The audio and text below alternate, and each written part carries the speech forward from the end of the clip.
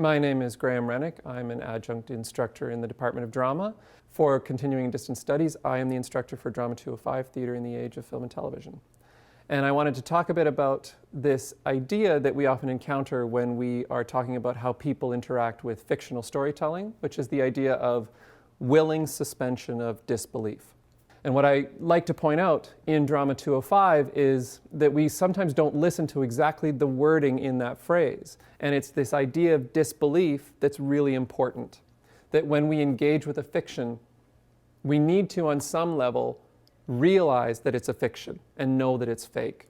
So actually, it's healthier to not believe in what you're watching as a fiction. So here's a little example, just a thought experiment we go through.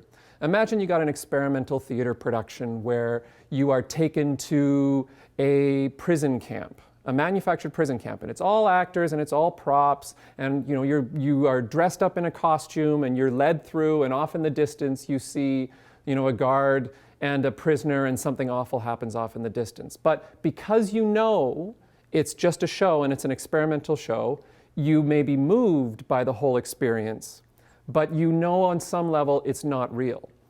Now imagine, if you will, a sort of a Kafka-esque scenario where instead of it being like that, you just went to bed one night, and while you were asleep, somebody picked you up without your knowledge, put the costume on you, and you woke up in this performance. But you don't know it's a set, you don't know those are actors, and you don't know those are prop guns. Then all of a sudden, what was moving and kind of distressing, but at least you knew it was fake, becomes a real life experience. So on the one hand, we need disbelief just to preserve ourselves psychologically. But on the other hand, we need it so that we can engage with something poetically. The fact that you know it's fake removes the expectation that it has to be real like real life, and it opens doors up to a whole other mode of performance that's very exciting.